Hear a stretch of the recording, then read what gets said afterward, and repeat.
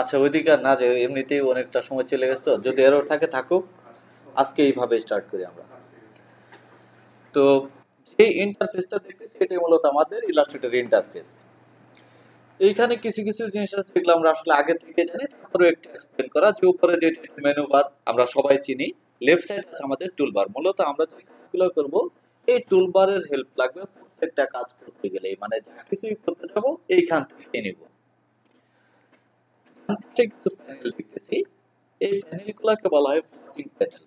Plotting panel বলার পিছনে কারণ হইতেছে এগুলা সমান, মানে আমি এইভাবে নিয়ে নিজের ইচ্ছা মতো যে কোনো জায়গায় যখন যেটা দরকার হবে আমি নিয়ে নিজের ইচ্ছা মতো রাখতে পারবো, এই কারণে এগুলোকে ফ্লোটিং বলা হয়। যখন যে টুলস এর উপর ক্লিক করা হয় সেই টুলস এর সাথে কিছু চেঞ্জ আসে এই অংশটাতে। আমরা একটু ওপেন করি, ওপেন করার পর দেখব যখন এই টুলটা আছে তখন আমরা এটা একটু খেয়াল করি, কিছু জিনিস দেখাইতেছে।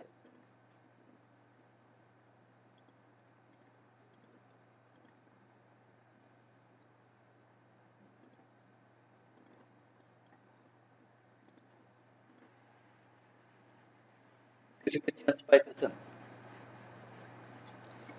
যখন এটা করতেছিলাম তখন দেখেন এইখানে এই অংশটা,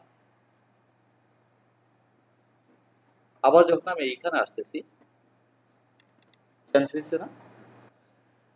এই অংশটা মূলত এইভাবে কাজ করে, এটাকে বলা হয় অপশন বার।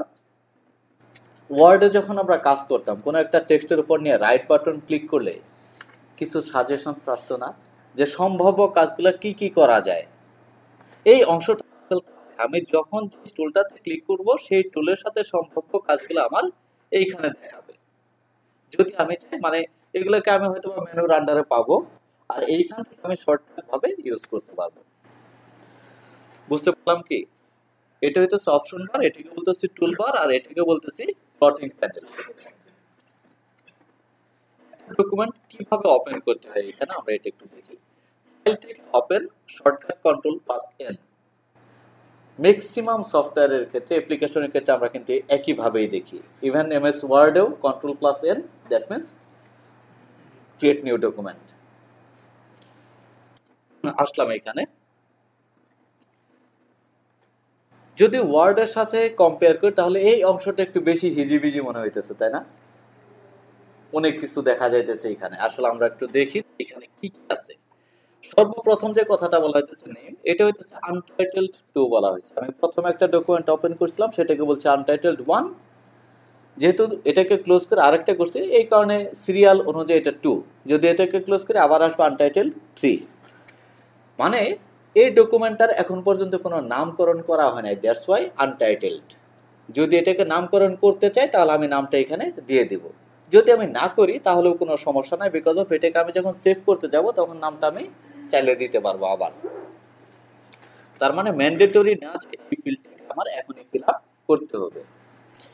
সেকেন্ড অপশন বলতেছে প্রোফাইলের কথা। প্রোফাইল দ্যাট মিন্স আমি এই যে ডকুমেন্টটা নিব এটা কোন পারপাস নিব, আমি কি প্রিন্ট রিলেটেড কাজের জন্য নিতেছি নাকি ওয়েব রিলেটেড কাজের জন্য নিতেছি, এটাকে আমার এখান থেকে ডিফাইন করা সুযোগ আছে। কেন এই জিনিসটা এখানে আমার দরকার? আমরা বলছিলাম যে যখন প্রিন্ট রিলেটেড কাজ করব তখন আমাদের কালার ফরম্যাট সিএমওয়াই কে এরকম হবে, যদি ওয়েব হয় তাহলে কালার ফরম্যাট হবে আরজিবি। তার মানে কি ডকুমেন্ট নেওয়ার ক্ষেত্রে আমার এগুলা সিলেক্ট করার একটা ব্যাপার আছে না? তো এইখানে যখন থাকে অটোমেটিক্যালি সেই রিলেটেড কিছু জিনিস এখানে চলে আসবে।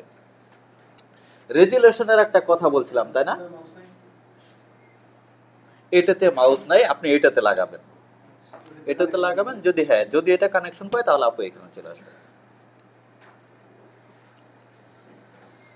আরেকটা কথা বলছিলাম যে রেজুলেশনও একটা ফ্যাক্টর। যদি প্রিন্ট রিলেটেড হয় তাহলে সেই ক্ষেত্রে আমাদের হাই রেজুলেশন লাগে, এবং এটাকে আমরা ডিফাইন করেছিলাম এভাবে যে আপাতত আমরা শুধু এটুকু জানবো যে 300 ডিপিআই লাগে, মনে আছে কি? আর যদি ওয়েব রিলেটেড হয় বা ইলেকট্রনিক মিডিয়ার জন্য হয় তাহলে কত বলছিলাম? 72। আচ্ছা, এইখান থেকে যদি প্রিন্ট রিলেটেড কাজের জন্য ওপেন করতে চাই তাহলে আমি এখান থেকে প্রিন্ট সিলেক্ট করতে পারি। যদি না করি তাতেও সমস্যা নাই, কারণ পরবর্তীতে আমি এই সেটআপগুলোকে আবার করতে পারবো। আসার পর বলতেছে নাম্বার অফ আর্টবোর্ডস।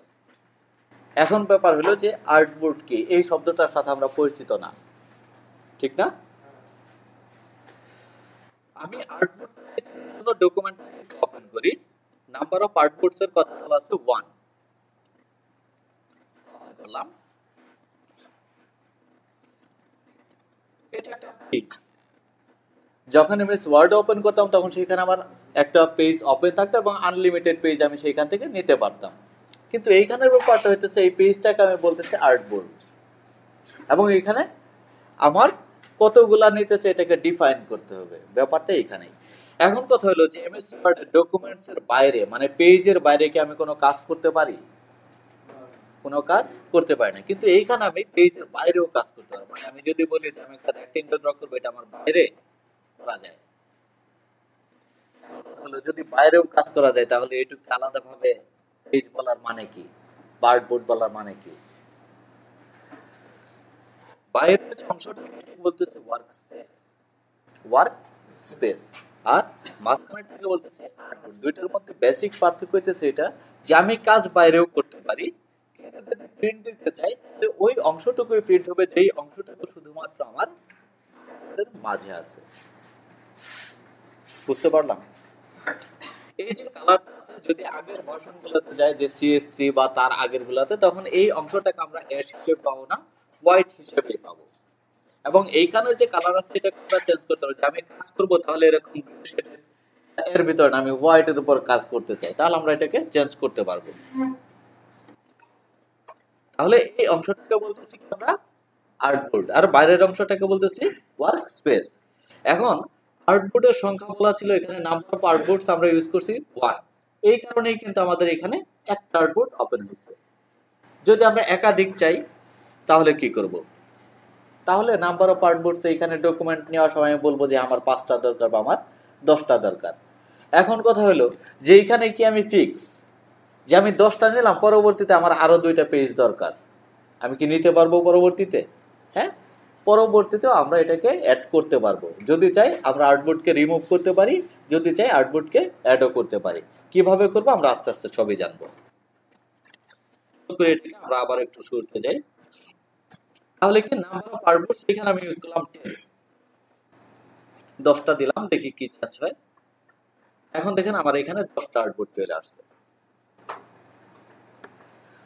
10টা আর্টবোর্ড আসছে। কিন্তু এইখানে সিরিয়ালটা কিভাবে করা হয়েছে? আসলে আমি কি এইভাবে গুনবো 1 2 3 যদি পেজের নাম্বারিং করতে যাই তাহলে কিভাবে? এটা এইভাবেও হইতে পারে, এইভাবে হইতে পারে, বা এইভাবেও হওয়ার সম্ভাবনা আছে। এটা কিভাবে, এটা আমাদের জানা দরকার, সিকোয়েন্সটা কি।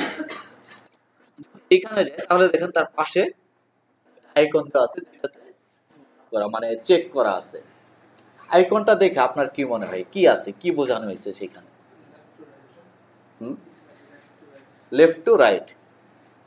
কারণ এই যে একটা রেক্টেঙ্গেল, এই রেক্টেঙ্গেল থেকে এই রেক্টেঙ্গেল মাঝখানে একটা লাইন ড্র করা হয়েছে। যখন এখানে কমপ্লিট হয়ে গেছে তখন আবার আসছে নিচে লেফটে। তার মানে কি এই লেফট থেকে শুরু করব, রাইটের দিকে আসবো। যখন রাইট সাইডে আর না থাকবে তখন কি করবে? সে নিচে চলে আসবে এবং প্রথমটাতে লেফট থেকে শুরু করবে। তার মানে সিকোয়েন্সটা এইভাবে আসছে। পারলাম?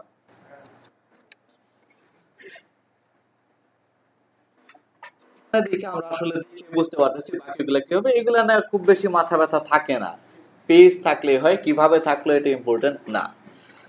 এইখানে বলা আছে স্পেসিং 20 পয়েন্টস। এই স্পেসিংটা মূলত এই যে একটা পেজ মাঝখানে একটা গ্যাপ রাখা হয়েছে না, এই গ্যাপটা যদি আমি চাই যে হ্যাঁ মাঝখানে আমি 1 ইঞ্চি করে গ্যাপ দিব, তাহলে আমি সেখানে 1 ইঞ্চি বলতে পারি। যদি আমি বলি যে না 1/2 ইঞ্চি গ্যাপ থাকবে, তাহলে এটাকে আমি ডিফাইন করতে পারবো। এটা আসলে এই কারণে দেওয়া হয়েছে, আমরা পরবর্তীতে যখন পেজ নিয়ে কোনো একটা অবজেক্ট আমার এখানে আছে, এই অবজেক্ট এই পেজে নিতে চাই, এক্সাক্ট পজিশনে চাই, তাহলে মাঝখানে কতটুকু ডিসটেন্স কভার করলে এইখানে আসবে এটা আমার ক্যালকুলেট করা লাগবে। যদি মাঝখানের গ্যাপটা আমার না জানা থাকে আমি কি ক্যালকুলেট করতে পারবো? পারার কথা না। এই কারণে আসলে এই গ্যাপটাকে আমরা নির্ধারণ করতে পারি, ডিফাইন করতে পারি যে আমার এতটুকু দরকার। নাম্বার অফ কলামস এখানে বলা হয়েছে 4। তার মানে হলো আমার 10টা পেজ আছে, ঠিক আছে, কিন্তু কলামগুলোর সাথে কিভাবে 1 2 3 4, তার মানে 4টা কলাম, এইভাবে যতগুলা রো হয়। যদি আমি চাই যে না আমার 5টা করে কলাম হয়, 10টা পেজ, তাহলে 5টা করে কলাম করব, 2টা রোতে কমপ্লিট হয়ে যাবে। তাহলে কি করব আমরা, এখানে 5 লিখে দিব, 5। আর এইখানে এসে আমি চাই যে প্রত্যেকটা মাঝখানে 1 ইঞ্চি করে গ্যাপ থাকবে। কি হয়, বাড়ছে না আগের চেয়ে? আবার এখন কলামের সংখ্যাও 5টা। আবার আসে এইখানে, আমি প্রিন্টের জন্য ডকুমেন্টটাকে সেট আপ করছি। এইখানে বলছিলাম যে প্রিন্ট রিলেটেড, এইখানে আসতেছে সাইজের কথা, যে আমি যে পেজটা নিতেছি সেই পেজটা কি সাইজের হবে। আমরা কিছু কিছু সাইজ অলরেডি জানি, যে A4 সাইজ, এমএস ওয়ার্ড আছে, লেটার সাইজ আছে, আছে না এরকম? তো এই সাইজগুলোকে আমরা এখান থেকে ডিফাইন করতে পারবো, আমি লেটার সাইজ চাই নাকি লিখার সাইজ চাই। যদি এরকম না হয় যে আমি কাস্টম একটা সাইজ চাই, নিজে বানাবো এরকম একটা সাইজ আমার দরকার, তাহলে কি আমি এখানে ডিরেক্ট উইডথ এবং হাইট লিখে দিতে পারি। প্রথম হলো যে এখানে আমার লেখা আছে পিটি, আমরা পিটি সম্পর্কে খুব বেশি জানি না। পিটি দ্যাট মিন্স পয়েন্ট, আর আমরা ইউজ টু হলাম ইঞ্চির সাথে বা সেন্টিমিটারের সাথে বা মিলিমিটারের সাথে, এগুলোর সাথে খুব বেশি ইউজ টু না। 72 পয়েন্টে 1 ইঞ্চি হয় নরমালি। এখানে আসার পর এই যে ইউনিটস, ইউনিটস থেকে যদি আমরা চেঞ্জ করি, দেখেন ইলাস্ট্রেটর কি কি ইউনিট কাজ করে, পয়েন্ট, রেখা, ইঞ্চিস, মিলিমিটার, সেন্টিমিটার, পিক্সেলস, এই ফরম্যাটগুলো নিয়ে ইউনিটগুলো নিয়ে ইলাস্ট্রেটর কাজ করে। এর ভিতরে হয়তো আমরা use to inch, centimetre, millimetre, এর বাইরেগুলো যদি ওয়েব রিলেটেড কাজ করি তাহলে পিক্সেল নিয়ে কাজ করব। পিক্সেল এবং পয়েন্টের মেজারমেন্ট একই রকম, যেটা বললাম যে 72 পয়েন্টে 1 ইঞ্চি, পিক্সেল ও 72 পিক্সেল 1 ইঞ্চি হয়। আমি আসলাম এখানে ইঞ্চিতে, ইঞ্চি আসার পর দেখলাম এইখানে আমাদের ইউনিট কি হয়ে গেছে, চেঞ্জ হয়ে গেছে, 8.5 ইঞ্চি 11 ইঞ্চি, বিকজ অফ আমার এখানে সিলেক্ট করা আছে লেটার সাইজ। যদি আমরা A4 এ যাই তাহলে দেখেন পেজটা আমার চেঞ্জ হয়ে গেছে। যদি আমার কাস্টম সাইজ দরকার হয়, সে আমি বললাম যে আমি একটা বিজনেস কার্ড করব, বিজনেস কার্ডের মেজারমেন্ট যতটুকু সেই হিসাবে আমি ডকুমেন্ট ওপেন করতে চাই। বিজনেস কার্ডের সাইজ হয় 3.5 ইঞ্চ, ধরলাম 2 ইঞ্চ। এখন এই কাজটা করার সাথে সাথে দেখেন ওরিয়েন্টেশনটাও একটু চেঞ্জ হয়ে গেছে, মানে পোর্ট্রেট থেকে ল্যান্ডস্কেপ হয়ে গেছে। মানে আমি যদি বলি এই কাগজটার কথা, উইডথ বলতেছি 3.5 ইঞ্চি বেশি, হাইট বলতেছি কম 2 ইঞ্চি, তাহলে কি পেজটা ল্যান্ডস্কেপ আছে না? এই কারণে ওরিয়েন্টেশনটা অটোমেটিক্যালি ল্যান্ডস্কেপ হয়ে গেছে। যদি আমি চাই পেজটা এরকম ভাবে চাই, যে আমি এখানে লিখছি আমি চাই 2 ইঞ্চি উইডথ হবে, হাইট হবে 3.5 ইঞ্চি, আমি জাস্ট ওরিয়েন্টেশনটাকে চেঞ্জ করি, অটোমেটিক্যালি এখানে চেঞ্জ হয়ে গেছে। বুঝতে পারলাম কি? এই অবস্থায় ধরলাম বিজনেস কার্ডটা আমার বোথ সাইডে, তাহলে আমি দুইটা লিখলাম, আর কলামের সংখ্যা দুইটাই থাকবে, সমস্যা নাই, ওকে করি। দুইটা পেজ আমাদের তৈরি হয়েছে বা দুইটা আর্টবোর্ড তৈরি হয়েছে। বুঝতে পারলাম কি? না বুঝি অবশ্যই বলবো, কারণ এটা বেসিকটা আগে ক্লিয়ার করতে হবে। যদি এটা ক্লিয়ার না হয়, আমি একটা ডকুমেন্টসে যদি না নিতে পারি, কাজ করতে হয়ে করবো। এরপর একটা কথা বলা আছে বিট, এই শব্দটার সাথে আমরা পরিচিত না, শব্দটার সাথে আমরা মোটেও পরিচিত না। বিজনেস কার্ড তো চিনি সবাই নাকি? চিনি না?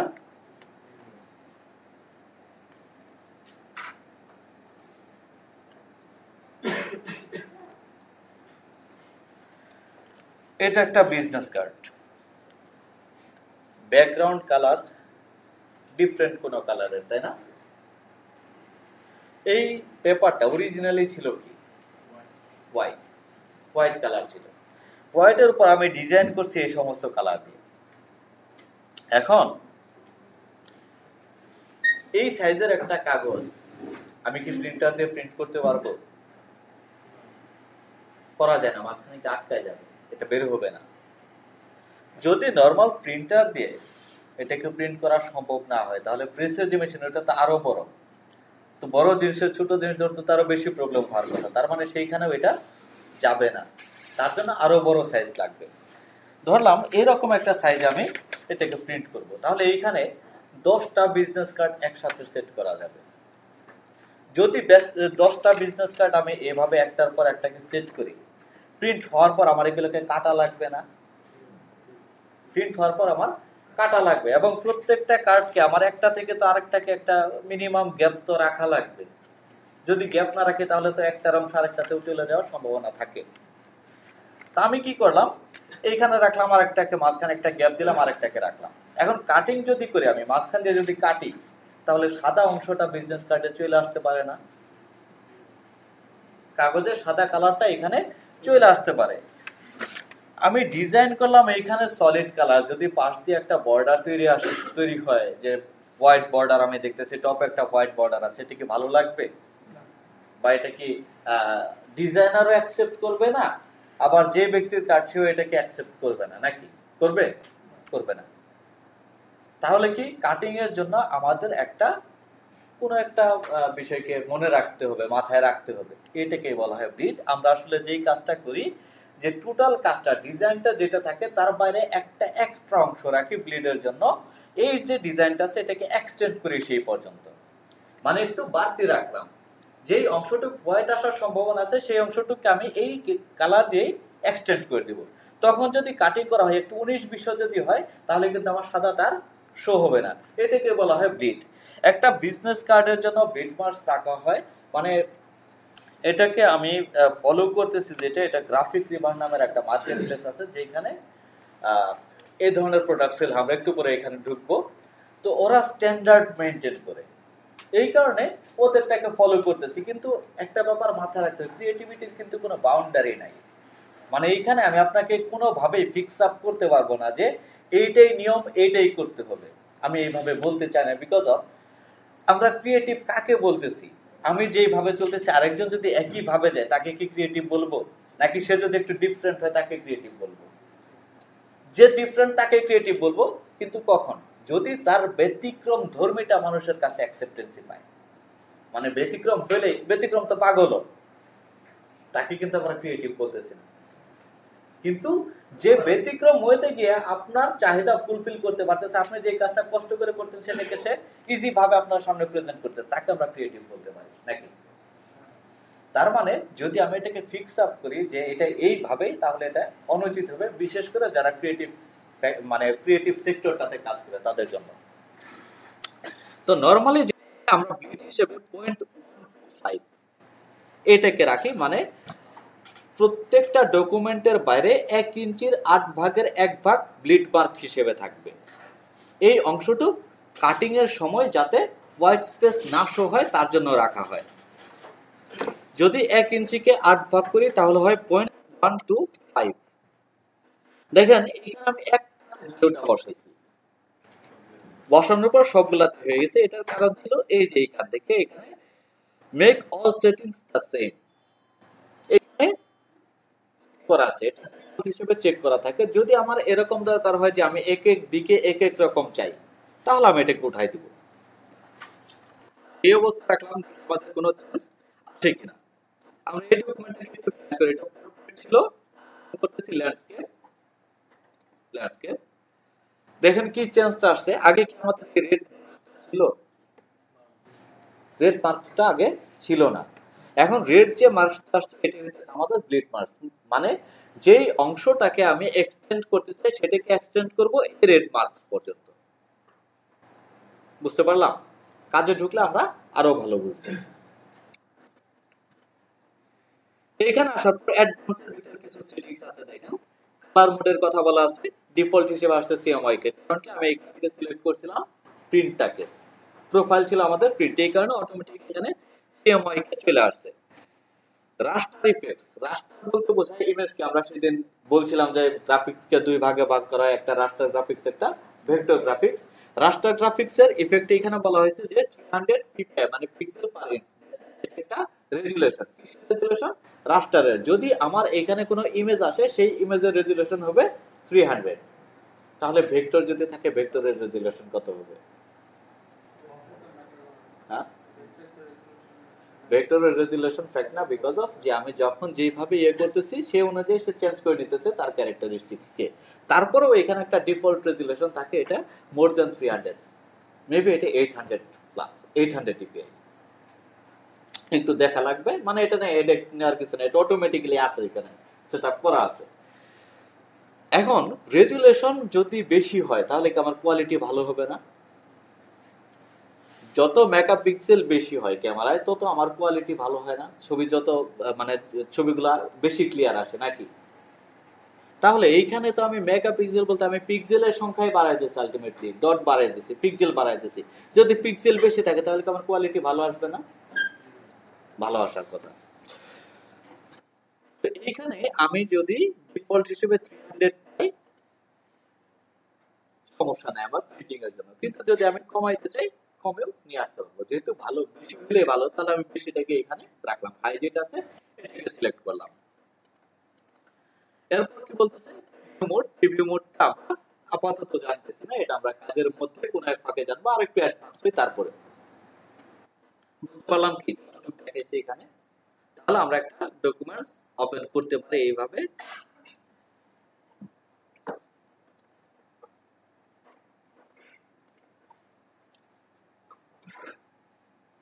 সমস্যা আছে কোনো ডকুমেন্ট ওপেন করতে? কারো করতে পারবো তো নাকি? এখন কথা, হ্যাঁ এখান থেকে ওই যে সেটিংসে যাচ্ছেন কিভাবে কি করতে এই জায়গায় এই কন্ট্রোল প্লাস দেন। ও নতুন হচ্ছে হ্যাঁ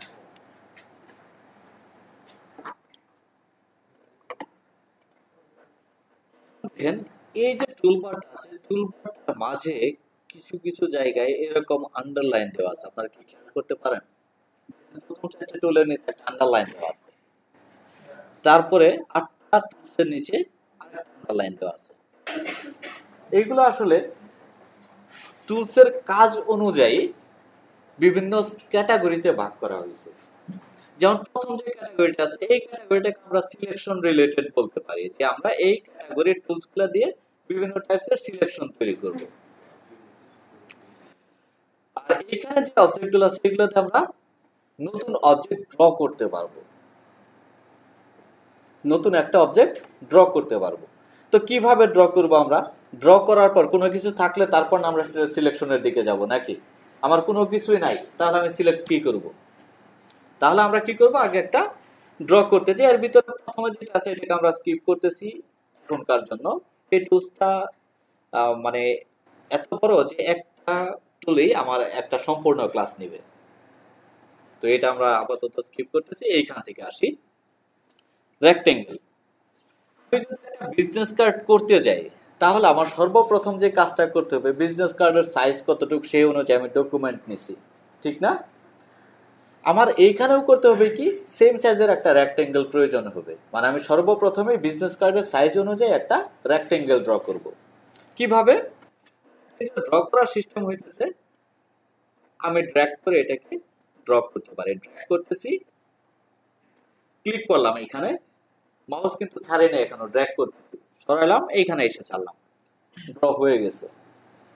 তো এইভাবে যখন আমি ড্র করতেছি তখন কি আমি বলতে পারতেছি যে এটার সাইজ কতটুকু হইলো? আমি বলতে পারতেছি না। তাহলে এর চেয়েও অন্য কোনো ভাবে থাকা উচিত যেটা থেকে আমি জানতে পারি যে আমার সাইজটা কতটুকু হইলো নাকি? যদি এরকম কোনো কিছু থাকে তাহলে ভালো হবে। আমি কি করলাম, টুলটাকে সিলেক্ট করার পর জাস্ট একটা ক্লিক করলাম, শুধু একটা ক্লিক করা হয়েছে এখানে। এখন কি বলতেছে যে আমি উইডথ কতটুকু চাই, হাইট কতটুকু চাই। আমি এইখানে বললাম 3.5, হাইট বললাম 2। এবার আমি একটা, তাহলে আমার একটা অবজেক্ট তৈরি হলো, এটার উইডথ হলো 3.5 ইঞ্চি, হাইট 2 ইঞ্চি। বুঝতে পারলাম কি? এই যে রেক্টেঙ্গেলটা তৈরি হলো এখানে কি আছে? একটা বর্ডার দেখতেছি ব্ল্যাক কালারের, মাঝখানে একটা ফিল কালার দেখতেছি হোয়াইট কালারের, নাকি? আমরা এই দেখতেছি না এখানে? যদি এটা দিকে খেয়াল করি, এই রেক্টেঙ্গেলটা আমি ড্র করছি, মাঝখানের অংশটা অবশ্যই এখানে হোয়াইট কালার দিয়ে ফিল আছে নাকি? যদি ফিল না থাকতো তাহলে আমি নিচে এই শেডেড অংশটাকেই দেখতাম। যেহেতু আমি শেডটাকে দেখতে পাচ্ছি না, দেখতেছি হোয়াইট, তার মানে কি এখানে অবশ্যই হোয়াইট কালার দিয়ে এটাকে ফিল করা আছে। আর চারপাশে আমি দেখতেছি একটা ব্ল্যাক কালারের বর্ডার। এটা কোত্থেকে আসতেছে খেয়াল করে দেখেন, এখানে আছে হোয়াইট ব্ল্যাক।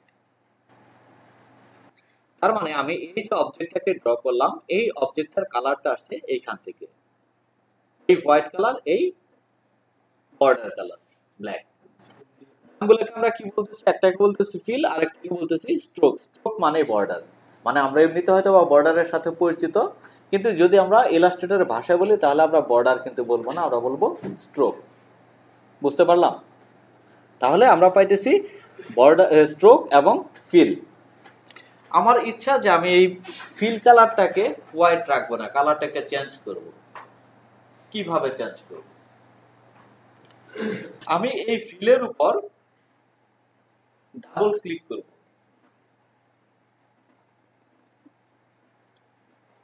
আমার এখানে কি আসছে, কালারের একটা স্পেকট্রাম বার আসছে, আর এইখান থেকে আমি কালারটাকে সিলেক্ট করতে পারবো। স্পেকট্রাম বার বলতে বোঝাইতেছে যে দেখেন এখানে আমরা রেইনবো যে টাইপের দেখি সেইভাবে মিক্স একটা কালার আছে, এটাকে আমরা স্পেকট্রাম বার। এইখান থেকে মূলত আমরা মানে সিলেক্ট করব ওই কালারটাকে, যে আমার বেস কালারটা কি, যে আমি চাইতেছি ব্যাকগ্রাউন্ড কালারটাকে চেঞ্জ করব, কিন্তু এটা কি রেডিশ হবে নাকি ব্লুইশ হবে নাকি গ্রিনিশ হবে, এটাকে আমরা সিলেক্ট করব স্পেকট্রাম বার থেকে। সাপোজ আমি এখান থেকে বললাম যে গ্রিনিশ, তাহলে আমি এখান থেকে সিলেক্ট করার পর এইখানটা চেঞ্জ হয়ে গেছে না? এবার যা আছে সবই কিন্তু গ্রিনের সাথে রিলেটেড। আমার এইখানকার 100% কালারটা আছে এই কর্নারে। এইখান থেকে যত আমি বামের দিকে যাইতেছি তত কালারটা লাইট হইতেছে, মানে এইভাবে আস্তে আস্তে কালারটা কমবে এবং লাইট হইতে হইতে এক সময় সে জিরো হয়ে যাবে, মানে একদম হোয়াইট হয়ে যাবে।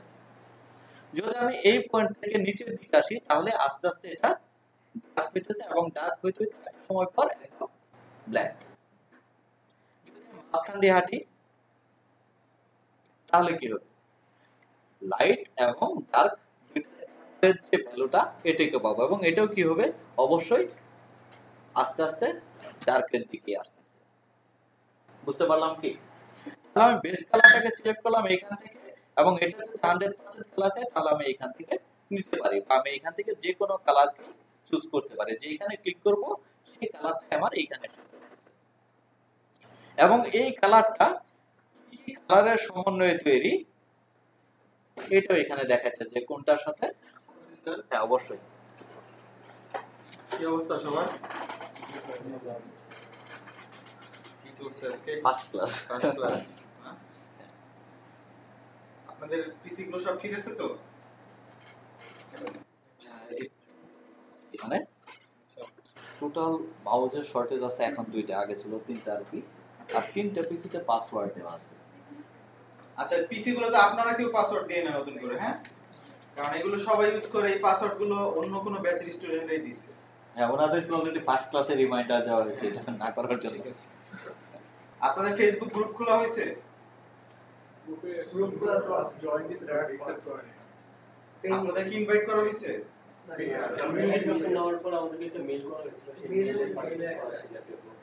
আচ্ছা আপনাদের ফেসবুক গ্রুপে সবাই রেগুলার থাকবেন। কোনো প্রবলেম থাকলে আপনাদের ক্লাস ভিডিও সবকিছু কিন্তু ওখানে থাকবে। আপনাদের কোনো প্রবলেম থাকলে ওখানে শেয়ার করবেন, একজন আরেকজনের সাথে কমিউনিকেশন করবেন, একজন আরেকজনকে হেল্প করবেন। বুঝতে পারছেন? কারণ ফেসবুক এখন কিন্তু অনেক সহজ কমিউনিকেশনের জন্য। আমাদের আরো অনেক প্ল্যাটফর্ম আছে কমিউনিকেশনের জন্য, বাট ফেসবুক অলওয়েজ প্রিফার করি কারণ ফেসবুক অলওয়েজ আমাদের হাতে। ঠিক আছে? সো সবাই একজন আরেকজনের সাথে হেল্প করবেন। আপনার একটা প্রবলেম আপনি পোস্ট করলে আপনার বাকি সবাই হেল্প করবে, না পারলে দেন আমরা মেন্টর যারা আছি, ঠিক আছে? আর ওনার কাছ থেকে যতটুকু পারেন আদায় করে নেবেন। আপনারা যদি চুপচাপ বসে থাকেন উনি আপনাদের দিবে না। ওনার কাছে কিন্তু অনেক কিছু আছে, ঠিক আছে? উনি কিন্তু অনেক দিন ধরে কাজ করতেছে। সো আপনারা যদি নিতে পারেন ওনার কাছ থেকে অনেক কিছু নিতে পারবেন। এটাই নিয়ম, মেন্টরের কাছ থেকে আদায় করে নিতে হয়। বুঝতে পারছেন? সো ওনার কাছ থেকে আদায় করে নেবেন, ইনশাআল্লাহ সবাই এখানে সাকসেস হবেন। বুঝতে পারছেন? আর যদি কোনো প্রবলেম থাকে পেজে পোস্ট করবেন, আমরা যখনই অ্যাভেলেবল থাকি হেল্প করব। তো ক্লাস করেন, হ্যাঁ। এমনি আসলাম না দেখতে। না ঠিক আছে থ্যাংক ঠিক ইউ আছে, সমস্যা নেই, আসবো নি আবার। হ্যাঁ। আপনাদের সাথে আমি ওনার কাছ থেকে শিখতে আসবো, তাই ওনার কাছে অনেক কিছু শেখার আছে।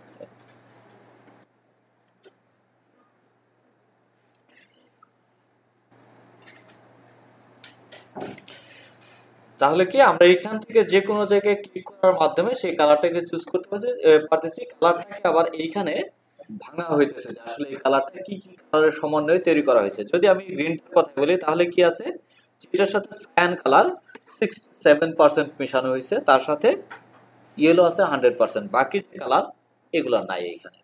যদি এটাকে আরজিবি ফরম্যাটে বানাইতে চাই তাহলে 36%, এর সাথে গ্রিনের 226, 241 আমরা করতে পারি। যারা ওয়েবের সাথে কাজ করেন, কেউ কি আছেন ওয়েবের কাজ করেন, ওয়েব প্ল্যাটফর্মে কাজ করেন, এরকম কেউ নাই না?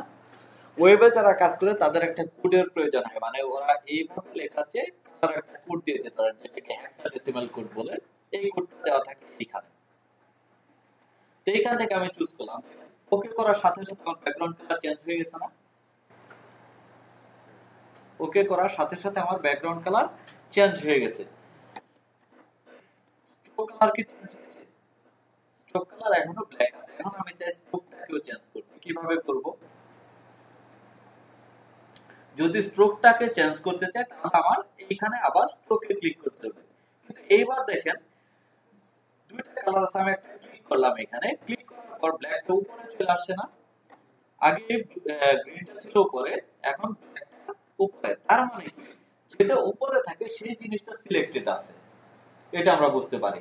তা আমি কি করলাম, প্রথমে যে আমি স্ট্রোক চেঞ্জ করতে চাই তাহলে স্ট্রোকটাকে আগে সিলেক্ট করলাম, এবার এর উপর আমি ডাবল ক্লিক করতে পারি। যদি আমি এখানে আসি তাহলে আমার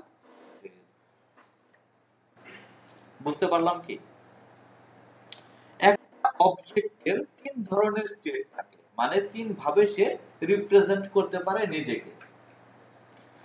এই যে রেক্ট্যাঙ্গেলটা, সে এখন কি সলিড কালার আপনার সামনে রিপ্রেজেন্ট করতেছে, তাই না? যদি আমি এইখানে আসি, কালারটা চেঞ্জ হয়ে গেছে, এখন এইখানে একটা কালার নাই, কালার কিন্তু একাধিক। যদি আমি বলি লেফটে কি আছে, হোয়াইট কালার, রাইট সাইড আছে ব্ল্যাক কালার, এবং এই কালার দুটো কি আছে, স্মুথ একটা কম্বিনেশন মাঝখানে করানো হয়েছে, এটাকে বলা হয় গ্রেডিয়েন্ট। আমরা গ্রেডিয়েন্ট দেখবো পরবর্তীকালেও। তো একটা স্টেট পেলাম সে সলিড কালার নেয়, আরেকটা স্টেট পেলাম সে মিক্স কালারও নেয়, আরেকটা স্টেট কি আছে এখানে আছে নান, কোনো কালার নাও নিতে পারে। বুঝতে পারলাম কি, আমাকে নির্ধারণ করতে হবে যে আমি আসলে এখানে কি ধরনের কালার চাই, আমি কোনো কালার রাখবো কি রাখবো না, আমি কোনো সলিড কালার নেব নাকি গ্রেডিয়েন্ট নেব, এটাকে আমি সিলেক্ট করব এই জায়গা থেকে। বুঝতে পারলাম, আমি সলিড কালার। এখন এই যে অ্যাপ্লাই গুলো করতেছিলাম, এগুলো যে আমার ফিল কালারের উপর হইতেছে, যদি স্ট্রোক কালারকে করতে চাই কি করব, তাহলে আমার স্ট্রোকটাকে আগে সিলেক্ট করতে হবে, তাই না? স্ট্রোকটাকে সিলেক্ট করা এবং নান করা আছে, এখন কোনো নাই। কাজ করার সময় মাঝে মধ্যে এরকম ভাবে সরাইতেছিলাম, তাই না? করছেন কি, কিভাবে সরাইতেছিলাম দেখেন, এখানে একটা মানে নরমালি টুলটা আছে এরকম, কোনো কিছু প্রেস করার পর টুলটা চেঞ্জ হয়ে গেছে, তাই না? হাতের মতো আসছে, এটা আসতেছিল, আমি যখন স্পেস বার প্রেস করতেছি তখন এই ঘটনাটা ঘটতেছে। যখন আপনার সামনে হাত আসছে তখন আমি হাত দিয়ে যেমন মোবাইলের টাচ স্ক্রিনকে সরাই, এইভাবে আমি এই উইন্ডোটাকেও সরাইতে পারবো। বুঝতে পারলাম? এই কাজটা যদি আমি চাই যে মাউস দিয়ে করবো, তাহলে এখানে দেখেন এই যে হাতের সিম্বলটা আছে, এইখান থেকে আমি সেম কাজটা করতে পারবো।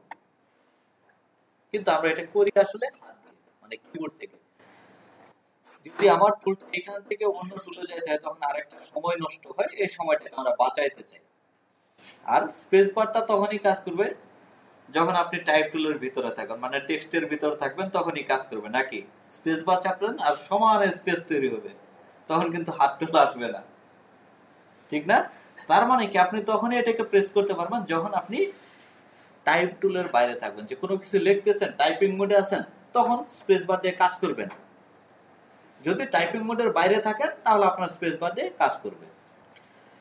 আমার প্রয়োজন অনুযায়ী ডকুমেন্টসকে ছোট বড় করার প্রয়োজন হয়, মানে কখন আমি বড় করতেছি কখন আমি ছোট করতেছি, তাই না? প্রয়োজন হবে না আমার এই কাজটা করতে। এই কাজটা করা হয় কন্ট্রোল প্লাস ছোট হবে, কন্ট্রোল মাইনাস ছোট হবে। এই যে অতসী কাজের একটা সাইন দেওয়া আছে, এটাকে আমরা ছোট জিনিস বড় দেখার জন্য এই কাজটা ইউজ করি না? এটাকে নিয়ে আসলাম জুম টুল। আসার পর এখানে কি সাইন দেওয়া আছে, মাঝখানে কি দেওয়া আছে, প্লাস দেওয়া আছে না? তার মানে এটা কন্ট্রোল প্লাসের যে কাজটা সেই কাজটা করবে। কন্ট্রোল প্লাসে কি করতে করতে আমি এখানে যখন আসতেছি কি হইতেছে, বড় হইতেছে। যদি আমি ছোট করতে চাই কি করব, আমি ছোট করতে চাই এখন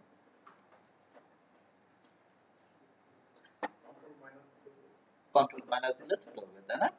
যেহেতু আমি এখানে আছি, আমি অল্ট করি তাহলে দেখেন আমার টুলটা চেঞ্জ হয়ে যাইতেছে। এখন কি আছে, মাইনাস। টুলটা না করলে পারবেন, কারণ এটা ছবি মানে রেকর্ড হইতেছে, ভিডিওটাই দিয়ে দিব, মানে ভয়েস সহ রেকর্ড হইতেছে। তাহলে কি আমার মাইনাস হইতেছে, এখন আমি ছোট করতে পারতেছি। এই পর্যন্ত আমরা শিখলাম দুই ভাবে। প্রথমবার ছিল কিবোর্ডের মাধ্যমে, যে কন্ট্রোল প্লাস কন্ট্রোল মাইনাস। এরপর শিখলাম যে টুলটাকে নিয়ে আমি বড় করতে পারি, সাথে যদি অল্টারটাকে ধরি তাহলে আমি ছোট করতে পারি, তাই না? এবার অন্য কোন টুলে আছে, আমি জুম টুলের মধ্যে নাই, আমি জুম টুলের মধ্যে নাই, কিন্তু আমি ধরলাম কন্ট্রোল এবং স্পেস বার দুইটাকে একসাথে ধরলাম, আমার টুল চেঞ্জ হয়ে গেছে না? কন্ট্রোল এবং স্পেস বার দুইটাকে একসাথে ধরার পর আমার টুলটা কিন্তু চেঞ্জ হয়ে গেছে। জুম টুল এখন কি, আমি যদি ক্লিক করি যখন এরকম বড় ছিল তখন আমরা কি করছি, ছোট করার জন্য সাথে অল্টার ধরছিলাম না তখন? তাহলে কি এখন যদি এই দুইটা ধরে আছে তার সাথে যদি অল্টার ধরি তাহলে মাইনাস হয়ে যাবে। তার মানে কি, মাইনাস করতে চাইলে control plus space bar plus alter তিনটাকে আমার একসাথে ধরতে হইতেছে। যারা গ্রাফিক্স এর কাজ করে তাদের আসলে বড় ইয়া হলো, মানে কিবোর্ডের দুই কর্নার, লেফট বটম এবং রাইট বটম, এই কর্নার দুইটার ইউজ অনেক বেশি। মানে shift control alter space bar এগুলো আমরা হরহামেশা ইউজ করি, এবং কেউ যদি দেখে যে কি করতেছি বুঝতে পারতেছি না আসলে শিফট চাপতেছি না কন্ট্রোল চাপতেছি, মানে এই হাতটুক সবসময় এখানে থাকে। তো আমাদেরও এই অংশটা খুব বেশি মাত্রায় ইউজ করতে হবে। প্রাথমিক অবস্থায় হয়তো যে তিনটা টুল একসাথে ধরবো, মানে তিনটা কি, এটাও একটু মানে খারাপ লাগতে পারে, কিন্তু আস্তে আস্তে অভ্যস্ত হয়ে যাব, কারণ এই অংশটুকুই কাজ করবো আমরা।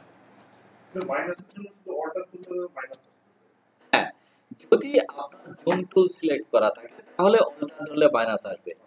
টুলটাকে চেঞ্জ করলাম, আমি আছি অন্য আরেকটা টুলে, এই অবস্থায় যদি কন্ট্রোল এবং স্পেস বার চাপি তাহলে আসতেছে জুম টুল, মানে আমি প্লাস করতে পারবো, বড় করতে পারবো। যদি এর সাথে অল্টার ধরি, আগে ধরা ছিল কন্ট্রোল এবং স্পেস বার, তার সাথে ধরলাম অল্টার, তিনটা কি একসাথে ধরলাম, তখন আমার আসতেছে মাইনাস। তাহলে তিন ভাবে আমরা জুম ইন জুম আউট করতে পারলাম নাকি? আরেকটা ওয়ে আমরা শিখবো, এইভাবে যখন আমরা বড় করতেছি তখন ক্লিক করতেছি, আমাদের বড় হইতেছে, কিন্তু আমার টার্গেটটা আমি নির্দিষ্ট পয়েন্টকে দেখতে চাই, মানে আমি শুধু এই অংশটাকে দেখবো, এরকম ভাবে জুম করতে চাই। তাহলে কি করব, যেহেতু কন্ট্রোল এবং স্পেস বার ধরলে আমার জুম টুল আসে, তাহলে আমি এই ওয়েতেই গেলাম। এখানে এসে দেখেন আমি ড্র্যাগ করতেছি, আমি এখনো ছাড়ি নাই। যখন ড্র্যাগ করতেছি একটা সিলেকশন আসছে না এখানে, এই সিলেকশন আমার সামনে আসবে। তাহলে এই ক্ষেত্রে আমি নির্দিষ্ট পয়েন্টটাকে খুঁজে পাওয়া আমার জন্য ইজি হবে। বুঝতে পারলাম কি? আমরা ছিলাম কোনখানে, একটা রেক্ট্যাঙ্গেল ড্র করতে হয়, মনে আছে তো নাকি? কিভাবে ড্র করছিলাম, যে আমরা এইভাবে ড্র্যাগ করার মাধ্যমে ড্র করতে পারতেছিলাম। যখন এইভাবে ড্র করতেছি তখন আমাদের প্রবলেম ছিল যে আমরা ধরতে পারতেছিলাম না যে এটার হাইট কতটুকু হইলো বা উইডথ কতটুকু হইলো।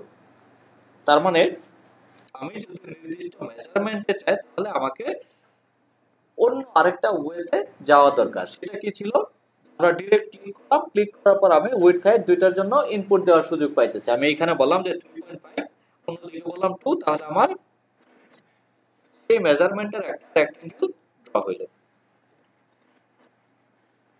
এখন কথা হলো যে আমি কোনো কারণে এইভাবে ড্র করে ফেলছি, আমি ড্র করে ফেলছি, কিছু করার আছে?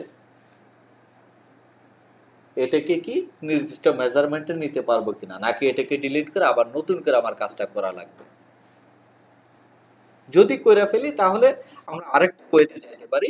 উইন্ডোর ভিতরে আমাদের একটা টুল পাবো, ট্রান্সফর্ম, যেটা shortcut shift plus F8। Transform এটা এখানে একটু নিয়ে আসি। ট্রান্সফর্মে ক্লিক করার পর আমাদের এই অংশটা এখানে চলে আসছে। এইখানে কি আছে? W লেখা আছে, H লেখা আছে। তার মানে কি W টা হইতেছে উইডথ, হাইট হইতেছে এইখানে। আমি যে অবজেক্টটা ড্র করছি তার উইডথ বর্তমানে এটা আছে এবং হাইট আছে এটা। আমি এখানে চেঞ্জ করতে পারবো। কি রকম? আমি বললাম যে আমার উইডথ হবে 3.5, হাইট হবে 2। তাহলে আগের এই অবজেক্টটাও কিন্তু নির্দিষ্ট মেজারমেন্টে চলে আসছে, আসছে না? আরেকটা জিনিস দেখবো, এখানে আমি তৈরি করলাম 2 ইঞ্চি 1 ইঞ্চি এইভাবে, উইডথ আছে 2 ইঞ্চি, হাইট আছে 1 ইঞ্চি। এইখানে একটা অপশন আছে constant width and height proportions. যদি এই অংশটা আমি চেক করি তাহলে কি হবে? যদি আমি দৈর্ঘ্যকে বাড়াই বা হাইটকে যদি বাড়াই তাহলে প্রস্থটা কি হবে? তার সাথে আনুপাতিক হারে বাড়বে। যদি আমি কোনো একটাকে কমাই তাহলে অপরটা কি হবে? আনুপাতিক হারে কমবে। আমার এখানে হাইট কত বলা আছে? 1। যদি আমি ডাবল করি, 2 করি, তাহলে সাধারণ হিসেবে উইডথ কত হওয়া উচিত? ডাবল হওয়ার কথা 4। দেখি হয় কিনা। 2 করলাম, অটোমেটিক্যালি এটা 4 এ কনভার্ট হয়ে গেছে। আবার আমি এটা করলাম 1, তাহলে এটা 0.5। তার মানে কি, যদি কিছু আনুপাতিক হার আমি কমাইতে বাড়াইতে চাই তাহলে আমার কাজ করবে কি? কনস্ট্যান্ট প্রপোর্শনস এই অপশনটা অবশ্যই আমাদের এটা চেক করা থাকতে হবে। আচ্ছা, আমরা নতুন আরেকটা ডকুমেন্টস নেই। এইখানে আমি একটু বড় সাইজের পেপার নিব, R2 1।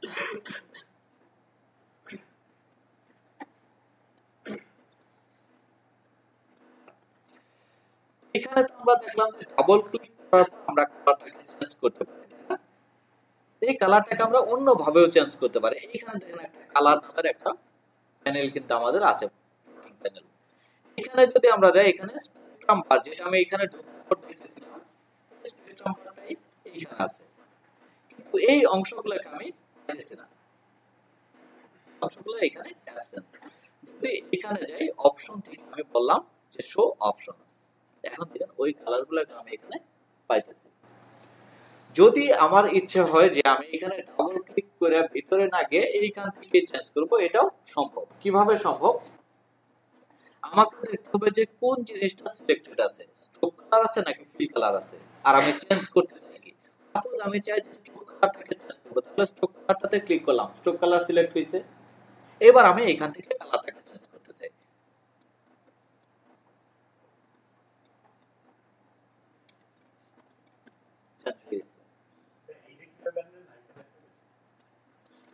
এটা আমার এই প্যানেলেই পাবেন কালার নামে। যদি না পান, যে এখানে নাই, সেগুলা কিন্তু সবগুলা একই অবস্থায় নাই। একই অবস্থায় নাই এই কারণে যে সফটওয়্যার গুলা এখানে ইনস্টল করার পর অনেক ইউজার এটাকে ইউজ করছে এবং প্রত্যেকে তার নিজের মতো করে এটাকে সাজায় নিছে। যদি সবগুলো এট এ টাইম ইনস্টল করা থাকতো, সবখানে আমি দেখতাম যে হ্যাঁ, ডান পাশে যা আছে সবারই তাই আছে। যদি না থাকে, এই প্যানেল গুলাকে পাওয়া যায় উইন্ডোর ভিতরে। উইন্ডো থেকে আমি সিলেক্ট করবো কালার, এই যে কালার, শর্টকাট F6। যদি কালার না থাকে তাহলে আমরা এইখান থেকে নিয়ে আসতে পারবো। ফিল কালারকে চেঞ্জ করতে চাই তাহলে কি করব? ফিলে ক্লিক করলাম, তারপর আমি এখান থেকে কালারটাকে চেঞ্জ করতে পারি, অথবা আমি স্পেকট্রাম বারেও ক্লিক করতে পারি। বুঝতে পারলাম? আচ্ছা, এই যে অবজেক্ট আছে এটাকে আমি একটা নির্দিষ্ট মেজারমেন্টে নিলাম, 2 ইঞ্চি 2 ইঞ্চি, ছোট করে একটু। এই অংশটা বুঝলাম যে একটা উইডথ আর একটা হাইট। এইখানে আরেকটা জিনিস আছে যেটাকে বলতেছে এক্স ওয়াই। এই অংশটা কি? যখন আমরা ম্যাথমেটিক্স করতাম, ম্যাথমেটিক্স এর সেটের অঙ্কের ভিতরে আমাদের ইয়া থাকতো না যে এক্স এক্সিস ওয়াই এক্সিস, সেইখান থেকে পি একটা বিন্দুর এটার অবস্থান নির্ণয় করতাম। এরকম ছিল না যে পি বিন্দুটা এক্স এক্সিস থেকে কতটুকু দূরত্বে আছে, ওয়াই এক্সিস থেকে কতটা দূরত্বে আছে। এই অংশটা আসলে তাই। আমি এই যে রেক্টেঙ্গেলটা ড্র করছি, আমার এই যে পিসটা নেওয়া হয়েছে বা আর্টবোর্ডটা নেওয়া হয়েছে, তারও তো একটা 0 0 পয়েন্ট আছে বা কোনো একটাকে তো 0 0 হিসেবে চিন্তা করা হয়েছে। তো সেই অবস্থান থেকে এটার দূরত্ব বা তার পজিশনটা আমরা আসলে এখানে দেখতে পাচ্ছি। তাহলে এই পজিশনটা কোনটা এটা আমাদের চেনা দরকার নাকি? 0 করে 0 করে, তাহলে আমি 0 0 পজিশনটা দিতে পারবো। এটা কি ছিল আমাদের? রেডটা ছিল বিট মার্ক, আর এই যে হোয়াইটটা ছিল আমাদের আর্টবোর্ড।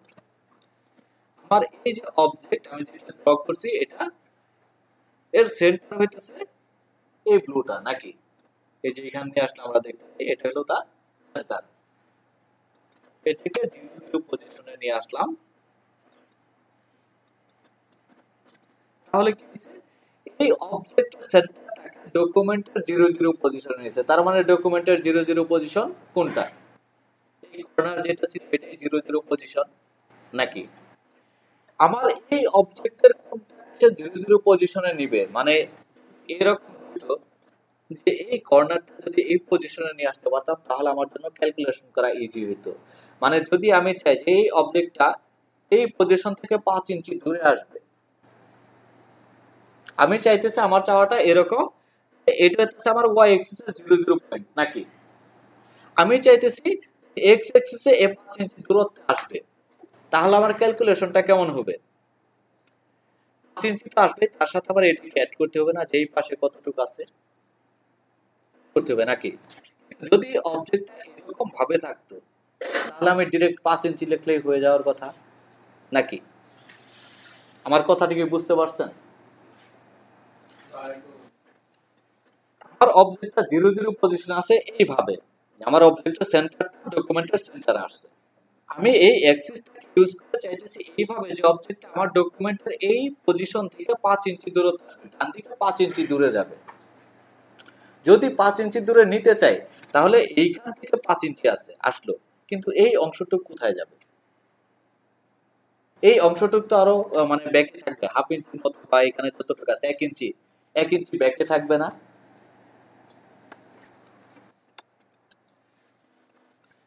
বুঝার দরকার নাই, আমরা জাস্ট একটু দেখি।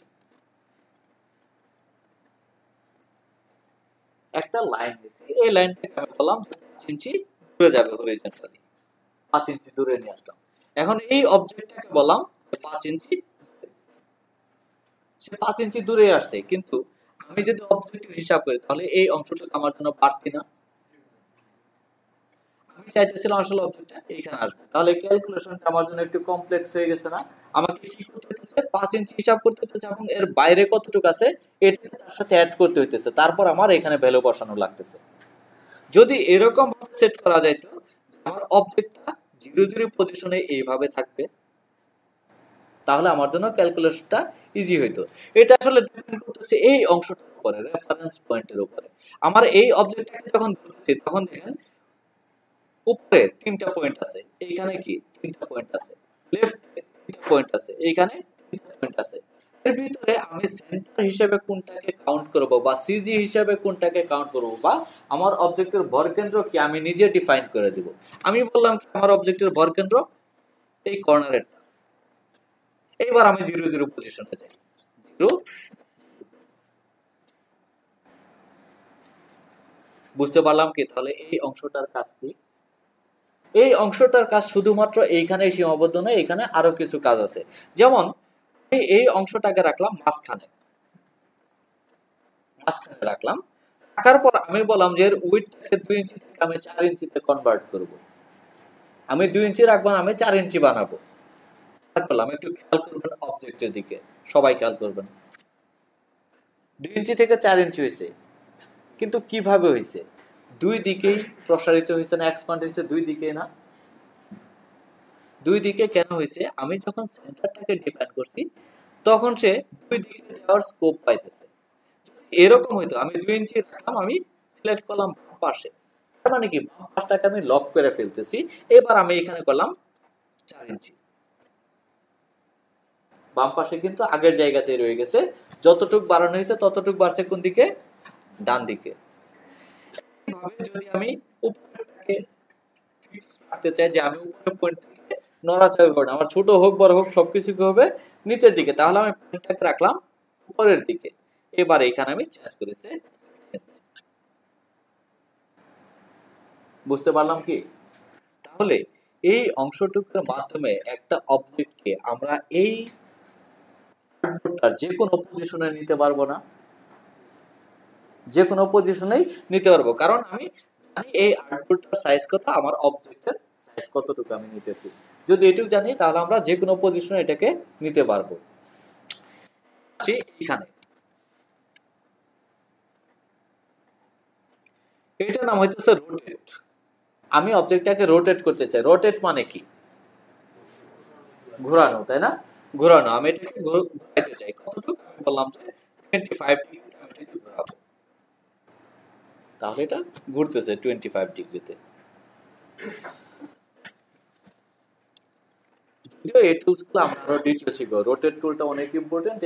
মানে এইখান থেকে না, রোটেটের জন্য আলাদা টুলসই আছে আমাদের এখানে। এটা দিয়ে আমরা রোটেট করাবো পরবর্তীতে। আমরা বেসিকটা দেখতেছি এখানে। আরেকটা টুল আছে শেয়ার, এটাও এখানে আছে। আর যদি করি শেয়ার কি হয় আমরা একটু দেখি জাস্ট। মানে কোন একটা অবজেক্টের শেয়ার করতে পারি, ছায়াটা যেরকম হয় এই টাইপের। বুঝতে পারলাম কি? একসাথে কিন্তু হ্যাঁ সেন্টারের উপর ডিপেন্ড করে। অবশ্যই সেন্টারটাকে আমাদের সবচেয়ে বেশি গুরুত্ব দিতে হয় রোটেটের সময়। এবং অনেক সময় আছে আমরা রোটেটটা করি মানে সেন্টারটাকে নিয়েই রোটেটটা এরকম ভাবে করি যে সেন্টারটাকে ডিফারেন্ট করার কারণে এক এক সময় একই রোটেট করতেছেন, এক এক সময় এক এক অবজেক্ট তৈরি হবে। এবং মজার ব্যাপার হলো আমরা রিয়েল লাইফের কিছু লোগো পাবো এই রোটেট থেকে করা। গুগল ক্রোম এই লোগোটা রোটেট কমান্ড কি ইউজ করে করা হয়েছে, মানে খুব একটা বেসিক শেপ থেকে মূল টুল হিসেবে ইউজ করা হয়েছে রোটেটকে। যদি রবির লোগোর কথা বলি, রবির যে বর্তমান লোগো এটা কিন্তু রোটেট টুলকে কেন্দ্র করে করা হয়েছে। মানে সিম্পল একটা শেপ থেকে মজা পাবেন খুব, আমি দেখাবো এটা, মানে খুবই মজার কাজ। তাহলে আমরা এই অংশটা বুঝতে পারলাম তো নাকি? বুঝছে? আচ্ছা,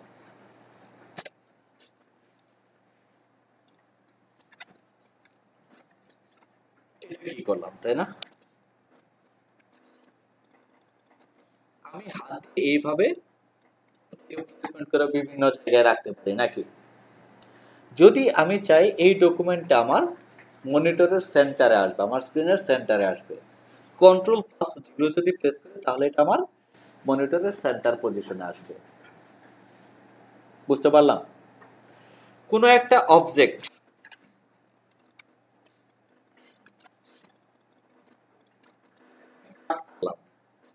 কিভাবে কাট সিলেক্ট করতে হয়, তারপর কাট করতে হয়। সিলেকশন টুল সিলেক্ট করলাম, এটাকে কাট করব। এর ভিতরে আছে অন্যান্য সফটওয়্যারের মধ্যে Ctrl+X কাট করলাম। যদি Ctrl+0 প্রেস করি তাহলে এটা আমার সেন্টারে আসতেছে। Ctrl+V পেস্ট, পেস্ট করলে এটা সেন্টার হয়। মানে ইলাস্ট্রেটরের নিয়ম অনুযায়ী যদি কোনো কিছুকে আমরা পেস্ট করি তাহলে উইন্ডোর সেন্টারে পেস্ট হয়। তাহলে আমি আগে ডকুমেন্টটাকে সেন্টারে নিয়ে আসছি, তারপর যদি পেস্টটাও সেন্টারে করি, দুইটার পজিশন একই জায়গায় হওয়ার কথা নাকি? যখন এটা করলাম তার মানে কি আমার এই অবজেক্টটাকে এই কর্নারে নেওয়ার জন্য 0 পজিশন বা আদার্স যে ব্যাপারগুলো ছিল এইগুলাকে গুরুত্ব না দিলেও সমস্যা ছিল না। কথাটা কি ক্লিয়ার হয়েছে? আমি এই অবজেক্ট আমার দূরে ছিল, আমি কিন্তু এখানে 0 সেট করে এইভাবে নিতে পারতাম 0 পজিশনে, পারতাম না? আবার আরো একটা টুলস আছে ওইটার মাধ্যমে নিতে পারতাম, এটা আমরা জানি না। কিন্তু অবজেক্টটাকে আমি এইভাবে নিতে পারি যে Ctrl+X প্রেস করে কাট করছি, Ctrl+0 তে সামনে নিয়ে আসি, পেস্ট করলেও সেন্টারে আসবে। এটা আরেকটা ওয়ে দেখানো জাস্ট। এখন উপরের এই অংশটাকে আমরা বলতেছি সিলেকশন রিলেটেড। আমি এইখানে একটা অবজেক্ট ড্র করছি, এখন এটাকে সিলেক্ট কিভাবে করব এই টুল নিয়ে আমরা এই সিলেকশনটা করতে হবে। প্রথম যেটা আছে এটাকে বলা হয় সিলেকশন টুল, আমি ধরলেই সিলেক্ট হয়ে যায়। জাস্ট অবজেক্টের উপর ক্লিক করতেছি, হয়ে যাইতেছে। এরকম হয় অবজেক্ট কোনো ফিল কালার নাই, স্ট্রোক কালার আছে। আমরা এখান থেকে ডিফল্ট কালারে যাইতে পারি। আবার এখানে যদি যাই তাহলে কি হবে, সোয়াপ হবে, মানে ফিল কালার স্ট্রোক কালার হবে, স্ট্রোক কালার ফিল কালার হবে। এখানে আমার বর্তমান সময়ে কি আছে, ফিল কালার আছে, গ্রিন, স্ট্রোক কালার কি আছে না, তার মানে কোনো স্ট্রোক কালার নাই। আমি যদি সোয়াপ করি তাহলে কি হবে, স্ট্রোক কালারটা হবে গ্রিন, ফিল কালারটা হবে নান। আমি এখানে সোয়াপ করি, সোয়াপ করলাম। এখন দেখেন আমি যদি ক্লিক করি এখানে আর কিন্তু সিলেক্ট হইতেছে না।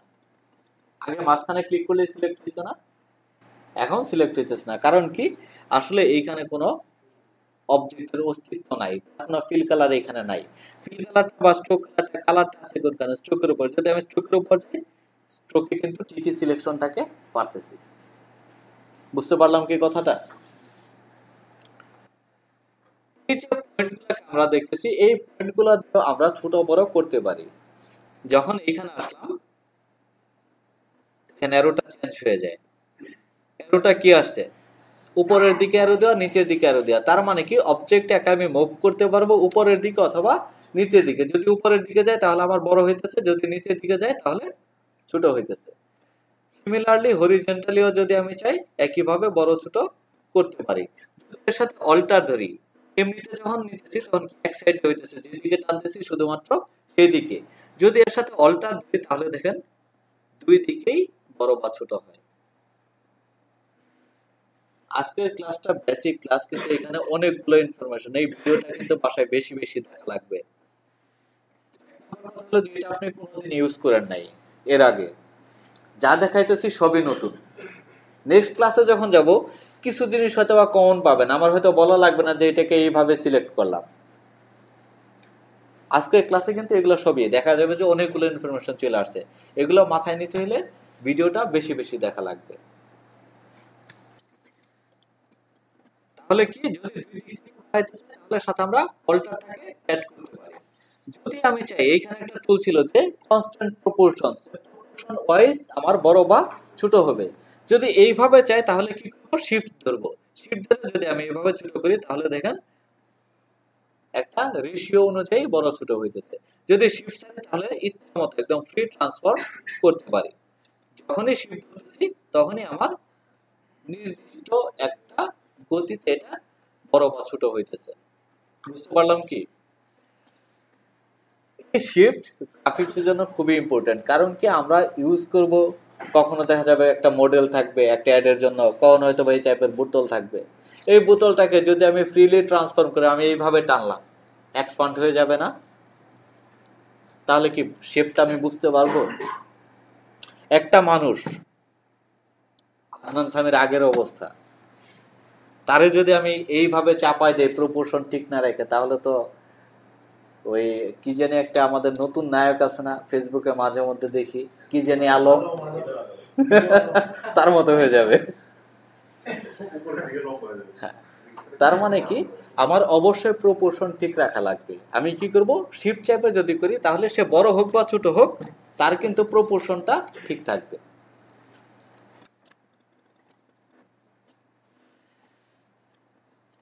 সিলেকশন বুঝলাম, এইখানে আবার আরেকটা সিলেকশন টুল আছে। আমি আসলে বলতেছিলাম যে এই ক্যাটাগরি, এই দাগের উপরে সম্পূর্ণটাই সিলেকশন রিলেটেড, তাই না? এই কথাটা বলছিলাম।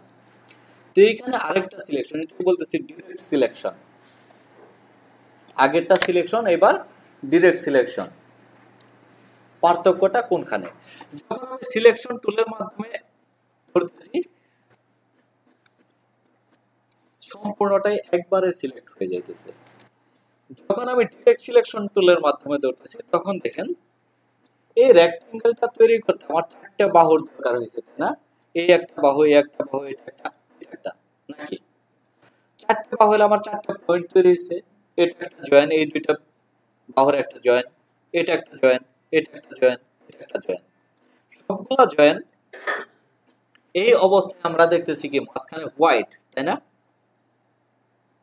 খুব ছোট দেখা যায় কি, যখন এই পয়েন্টের উপর ক্লিক করতেছি তখন দেখেন ওই সাদা অংশটা কিন্তু ফিল আপ হয়ে গেছে ব্লু কালার দিয়ে।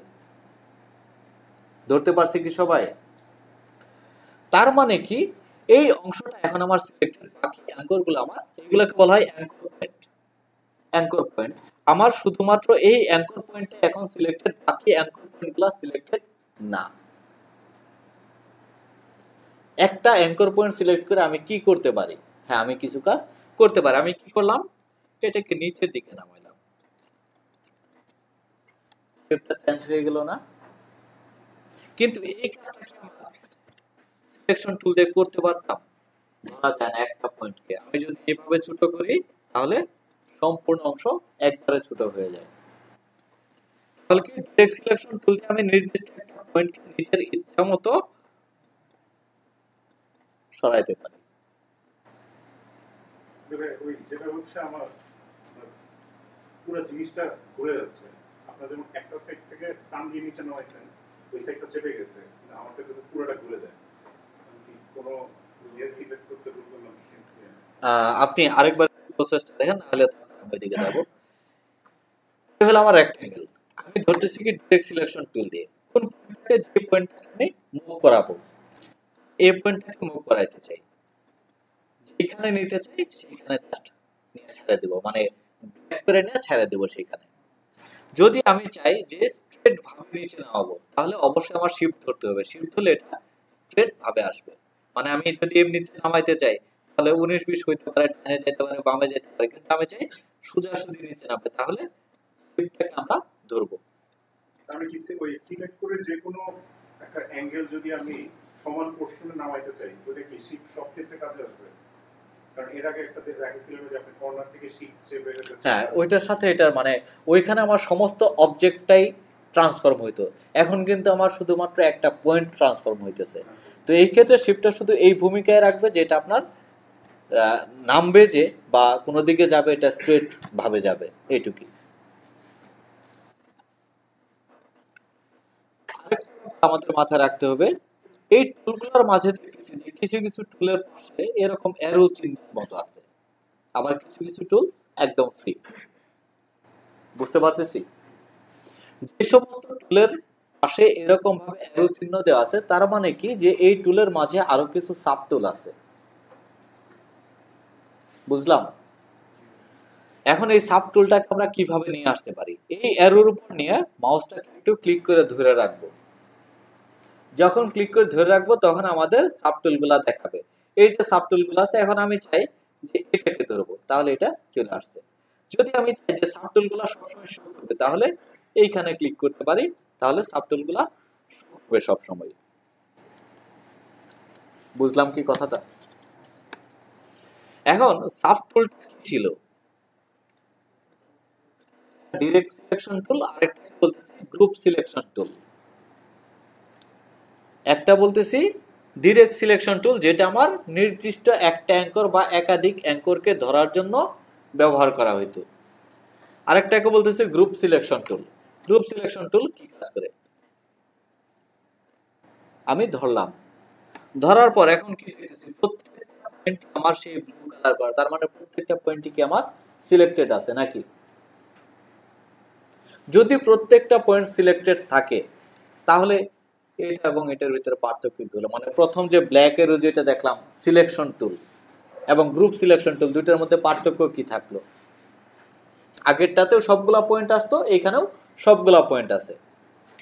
ডিফারেন্স হলো এইখানে যখন আমি সিলেকশন টুল দিয়ে ধরতেছি তখন আমার এই সবগুলা পয়েন্ট সিলেক্ট আছে, সাথে সাথে ট্রান্সফর্ম করার ফ্যাসিলিটিও আমার আছে। আমি কি করতে পারতেছি, তাহলে ছোট বড় করতে পারতেছি ড্র্যাগ করার মাধ্যমে। কিন্তু যখন আমি গ্রুপ সিলেকশন দিয়ে ধরতেছি তখন আমি ছোট বড় করতে পারতেছি? যদি আমি এখান থেকে সরাই তাহলে অবজেক্ট শুধু মুভ করতেছে, এর বাইরে কোনো কিছু করতেছে না। বুঝতে পারলাম? তাহলে একটা পার্থক্য পাইলাম, পার্থক্য আসলে আরো আছে।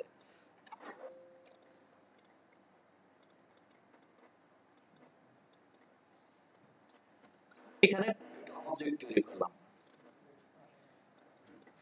একটা অবজেক্ট একটা গ্রুপ তৈরি করতে চাই। গ্রুপ তো চিনি সবাই নাকি?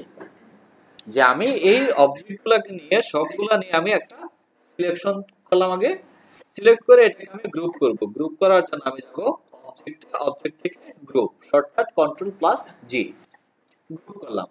এখন যদি আমি সিলেকশন টুল দিয়ে ধরি তাহলে কি একসাথে সবগুলা ধরতেছে, তাই না? আমি মুভ করি, ছোট বড় যা কিছু করি সবগুলাকে একসাথে করতে পারতেছি। যদি আমি গ্রুপ সিলেকশন টুলে যাই তাহলে কি যেটাকে ধরতেছি শুধুমাত্র সেটাই সিলেক্ট হতেছে। তার মানে কি এখানেও আরেকটা পার্থক্য আছে, যে একটা গ্রুপকে সম্পূর্ণভাবে যদি ধরতে চাই তাহলে সিলেকশন টুল ধরতে পারে, কিন্তু ডিরেক্ট সিলেকশন টুল করতেছে কি, যেটার উপর ক্লিক করতেছে গ্রুপের ভিতরে আছে কি বাইরে আছে এটা সে কাউন্ট করতেছে না, সে ওই অবজেক্টটাকেই ধরতেছে। এখন এটাকে আমি ইউজ করব কিভাবে? আমি এখানে মাত্র কয়েকটা অবজেক্ট একটা গ্রুপ তৈরি করছি, এটাকে আনগ্রুপ করা বা গ্রুপ করা খুব বেশি সময়ের ব্যাপার না, কিন্তু আমি একটা বড় অবজেক্ট নিয়ে কাজ করতেছি যেখানে অনেকগুলো অবজেক্ট মিলে একটা গ্রুপ, এবং সেই গ্রুপটাকে যদি আমি আনগ্রুপ করি তাহলে হয়তোবা আবার রিগ্রুপ করাটা টাফ হয়ে যাবে, এরকম একটা সিচুয়েশনে আপনি আছেন। এই অবস্থায় নির্দিষ্ট একটা অবজেক্টকে, সাপোজ এই রেক্টেঙ্গেলটাকে দিকে নিয়ে আসা দরকার, একটু সরানো দরকার, একটু ট্রান্সফর্ম করা দরকার, তাহলে এই ক্ষেত্রে আপনি সিলেকশন টুলের মাধ্যমে কাজটা করতে পারবেন না। যদি আপনার গ্রুপ সিলেকশন টুল থাকে তাহলে কিন্তু আপনি গ্রুপের মাঝখানে থেকেও এই কাজটা করতে পারতেছেন। বুঝতে পারলাম? আরেকবার, এই গ্রুপটাকে আমি যখন সিলেকশন টুলের মাধ্যমে ধরতেছি সম্পূর্ণটা একসাথে সিলেক্ট হয়েছে। আমি যদি ছোট বড় কোনো কিছু করি তাহলে কি সবগুলো একসাথে ছোট বড় হইতেছে। আমার দরকার এই রেক্টেঙ্গেল যেটা আছে এটাকে ডান পাশে নিয়ে আসব। যদি আমি এই অবস্থায় নিয়ে আসতে চাই, সিলেকশন টুল এই কাজটা করতে পারে না, মুভ করলে পুরোটা একসাথে মুভ করে। যদি ডিরেক্ট সিলেকশন টুল নিয়ে যাই তাহলে কি হবে, যে পয়েন্টটাকে ধরবো সেই পয়েন্ট করবে, ঠিক না? তো এই অবস্থায় যদি আমি গ্রুপ সিলেকশন টুলে যাই তাহলে কি ওই অবজেক্টটাকে আমি সরাইতে পারতেছি। বুঝলাম কি?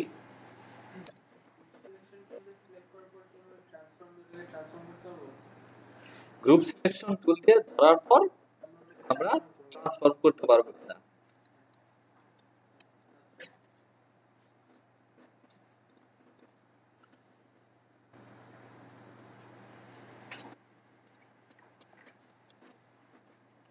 তাহলে কি selection tool, direct selection tool এবং গ্রুপ সিলেকশন টুল এই তিনটা আমাদের দেখা হলো।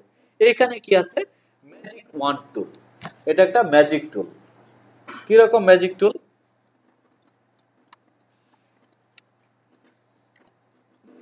এখানে কিন্তু আমি এইভাবে ধরতে পারি, তিনটা অবজেক্টকে আমি সিলেক্ট করতে চাই, ডিরেক্ট সিলেকশন টুল আছে, আমি ড্র্যাগ করলাম, এখানে তিনটা পর্যন্ত টাচ করছি, তিনটা একসাথে সিলেক্ট হয়ে গেছে।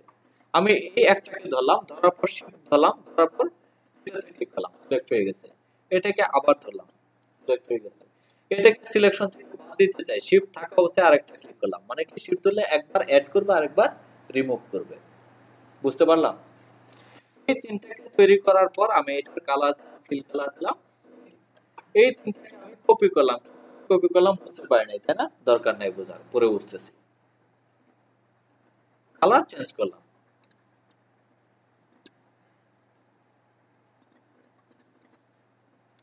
তাহলে কি প্রত্যেকটা আলাদা আলাদা অবজেক্ট এবং এক একটার এক এক কালার নাকি?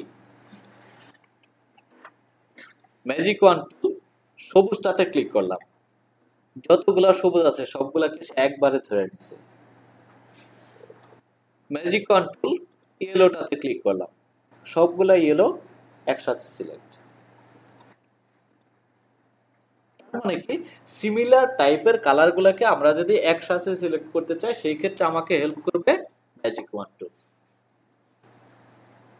বুঝতে পারলাম? এইখানে আছে লেসো টুল। লেসো টুলটা হচ্ছে ফ্রি ফর্ম। আমি চাইতেছি এতগুলো অবজেক্টের মাঝখান থেকে শুধু এই তিনটা অবজেক্টকে সিলেক্ট করব। এইভাবে করতে পারলাম যে সিলেকশন টুল, এটাকে ধরলাম, এটাকে ধরলাম শিফট চাপে, এটাকে ধরলাম শিফট চাপে, করতে পারি নাকি? এটাকে আমি এইভাবে করতে পারি, লেসো টুলের মাধ্যমে আমি এরিয়াটা দেখাই দিলাম যে এই এরিয়ার ভিতরে যারা যারা থাকবে তারা প্রত্যেকেই সিলেক্ট হবে।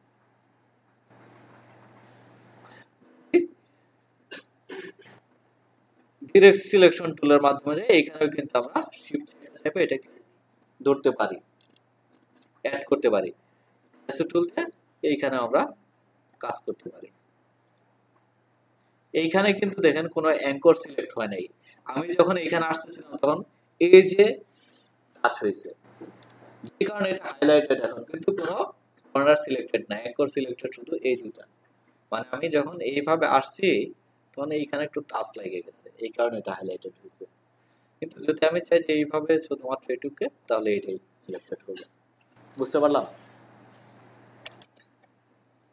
এইখানটা থেকে আমরা চারটা টুলস, টোটাল 5টা, মানে এর ভিতর তো 2টা আছে, বুঝতে পারছি না কি? এইখান থেকে আমরা শিখছি ফিল কালার, স্ট্রোক কালার। এইখান থেকে শিখছি সোয়াপ, মানে ফিল কালারকে স্ট্রোকে কনভার্ট করব, স্ট্রোক কালারকে ফিলে কনভার্ট করব। এখানে কি ব্ল্যাক এবং হোয়াইট, মানে এইখানে আমরা তো কালার চেঞ্জ করতে পারতেছি ইচ্ছা মতো। যদি আমি চাই ডিফল্ট কালারে ব্যাক করতে, মানে ব্ল্যাক এবং হোয়াইটে ব্যাক করতে চাই, তাহলে এখানে ক্লিক করলেই এটা ব্ল্যাক এবং হোয়াইটে ব্যাক করবে। এইখান থেকে আমরা শিখছি 3টা স্টেট সম্পর্কে। একটা অবজেক্ট, ওইখানে আর যাইতে পারবো না। না, আবার আমার যদি যাইতে হয় আবার কি করতে হবে, কালার এখান থেকে চুজ করতে হবে। এইখানে আমরা পেলাম যে একটা অবজেক্টের 3 ধরনের স্টেট থাকে। সে সলিড কালার নিতে পারে, সে গ্রেডিয়েন্ট কালার বা মিক্স কালার নিতে পারে, সে কি করতে পারে কোনো কালার নাও নিতে পারে। আমরা দেখলাম যে কিভাবে একটা রেক্টেঙ্গেল ড্র করতে হয়। এইখান থেকে দেখছি যে ভিতর কি কি ধরনের ট্রান্সফরমেশন হয়, সবগুলো মনে আছে তো? একটা বিজনেস কার্ড যদি আমরা তৈরি করতে চাই তাহলে সেখানে কি কি লাগবে?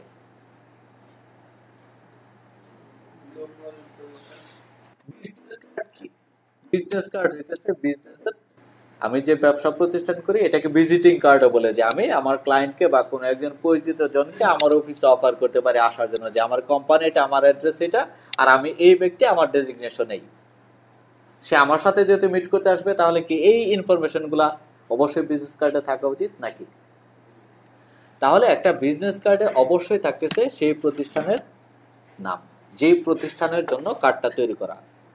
সেই প্রতিষ্ঠানের যদি কোনো লোগো থাকে বা কোনো আইকন থাকে, লোগো কি চিনি আমরা, বিভিন্ন ধরনের সিম্বল থাকে, যদি এই ধরনের কোনো কিছু থাকে তাহলে বিজনেস কার্ডের ভিতর সেই লোগোটাও আসবে। যে ব্যক্তির কার্ড, তার নাম ডেজিগনেশন বিজনেস কার্ডের ভিতর থাকবে। ওই ব্যক্তির সাথে যদি আমি কমিউনিকেট করতে চাই, সেটা আবার ফোনেও হইতে পারে, আবার আমি সরাসরি তার অফিসেও যাইতে পারি। তার মানে কি তার সাথে ভার্চুয়াল এবং ফিজিক্যাল 2 ধরনের কমিউনিকেশন ওয়ে আমার থাকা লাগবে।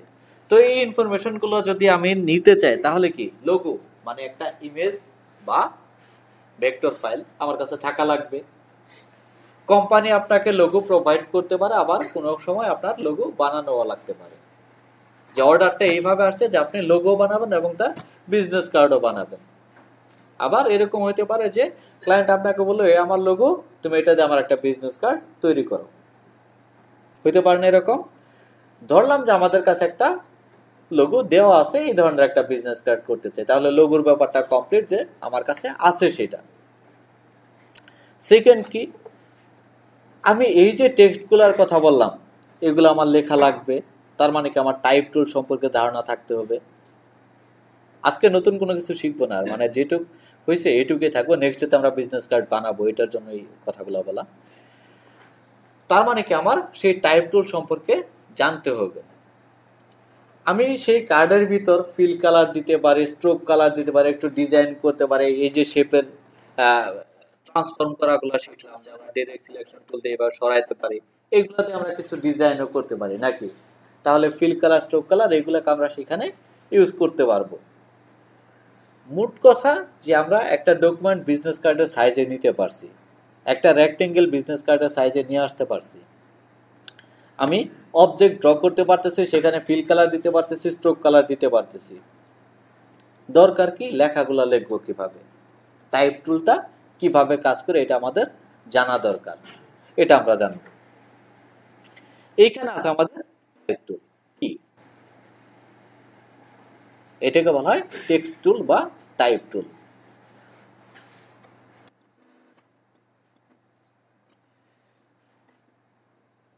নিচের দিকে অ্যারো আছে, তার মানে কি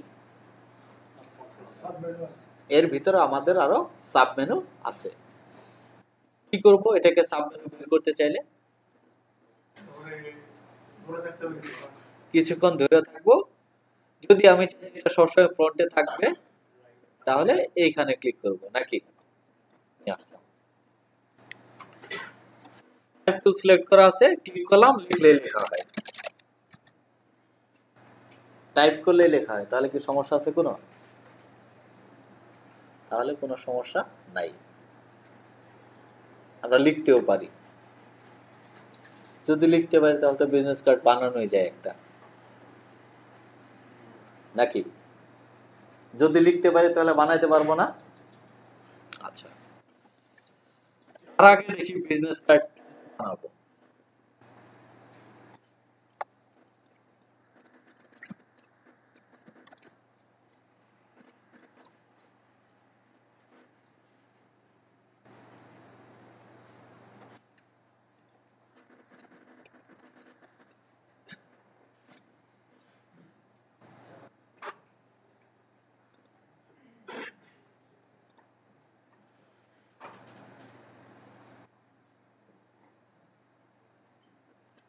এটা একটা দোকান, যমুনা ফিউচার পার্কের বিজনেস কার্ডের দোকান।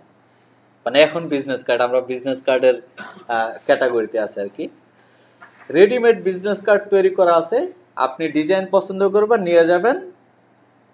যদি দেখেন যে হ্যাঁ একটু শার্টটা ঢোলা হয়েছে তাহলে একটু কাটাই নিবেন, এরকম আর কি। রেডিমেড হিসেবে তৈরি করা আছে, ইনফরমেশন গুলো আছে ডেমো। যখন আপনি কিনবেন, কেনার পর কি করবেন, কোম্পানির নামের জায়গায় আপনার কোম্পানির নাম দিবেন, যেখানে লোগো আছে সেখানে আপনার কোম্পানির লোগো দিবেন, যেখানে কার্ড হোল্ডারের নাম আছে সেখানে আপনার নাম রিপ্লেস করবেন। এইভাবে টেক্সট গুলাকে চেঞ্জ করবেন, ইনফরমেশন চেঞ্জ করবেন, বাস হয়ে গেল। এটা দেখানোর মানে হইতেছে যে এটা হ্যাঁ সবকিছু এখানে যা আছে সবই চেঞ্জ করতে পারবেন। অপশনগুলো আমরা দেখবো। আমি বর্তমান সময় আছি যে যেগুলো সবচেয়ে বেশি বিক্রি হয়েছে এই আইটেম গুলাতে। বলতে পারেন ইন্সপায়ার করার জন্য, আবার বলতে পারেন যে হ্যাঁ এই পজিশনটাতে আমিও যাইতে পারি, এই হোপটাও দেখানোর জন্য। বিকজ অফ এই যে কাজগুলা ইন্টারন্যাশনাল, এবং এখানে বাংলাদেশেরও কিন্তু ভালো কাজ করতেছে। মানে হিউজ পরিমাণ ডিজাইনার, বাংলাদেশের ডিজাইনার এখানে কাজ করতেছে। এবং আমার জানা উত্তরার একটা ফার্ম আছে যেখানে যারা কাজ করে প্রত্যেকে আমার সাবঅর্ডিনেট, মানে কোনো এক সময় তারা আমার সাথে আমার আন্ডারে কাজ করতো, তারা মিলে এই কাজটা করতেছে। তারা বর্তমান সময়ে প্রিন্ট আইটেমের সবচেয়ে বেস্ট সেলার, মানে এই যাবৎকালে যা করছে ওরা রেকর্ড বলা যায় যে এত দীর্ঘ সময় নাম্বার 1 পজিশনে কেউ থাকে নাই। ওরা প্রায় 1 ইয়ারের মতো বেস্ট সেলার হিসেবে আছে। তো এইখানে আসার পর আমরা যেটা দেখতেছি, এই যে বিজনেস কার্ড, এটা আসলে স্টেশনারি আইটেম, টোটালটা বিজনেস কার্ড, লেটার হেড সবকিছু একসাথে আছে। আমরা দেখি যে শুধুমাত্র বিজনেস কার্ড এরকম একটা আইটেমে ঢুকি, এই আইটেমটা শুধুমাত্র বিজনেস কার্ডে।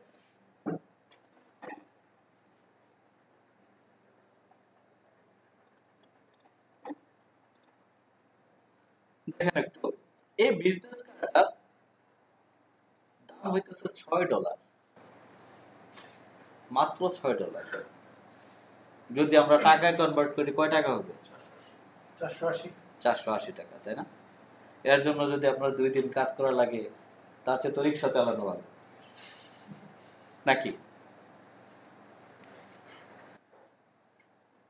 একটা প্রবলেম যে প্রোডাক্টের দামটা অনেক কম, কিন্তু সুবিধা হলো এরকম, যখন কোনো ডিরেক্ট ক্লায়েন্টের আমরা কাজ করি তখন ওই কাজটা শুধুমাত্র তার জন্য, মানে কপিরাইটটাও তার কাছে আমার সেল করতে হয়। আমি ওই প্রোডাক্টটা অন্য কোনো জায়গায় ইউজ করতে পারবো না বা করা উচিত না। কিন্তু এই ক্ষেত্রে আপনার এই প্রবলেমটা নাই। এই প্রোডাক্টটা আপনি 1000 জন না 20,000 জনের কাছে সেল করেন, তার কোনো আপত্তি নাই। এই কারণেই তাকে আমি কম দামে দিতেছি। এই কার্ডটা সেল হয়েছে 1474 বার। এবার $6 দিয়ে গুণ করেন, তারপর টাকায় গুণ করেন 80 দিয়ে, দেখেন কয় টাকা আসে। এবার আপনি 2 দিন কাজ করছেন বা 1 সপ্তাহ কাজ করছেন বা 1 মাস কাজ করছেন, আপনার পোষায় কিনা।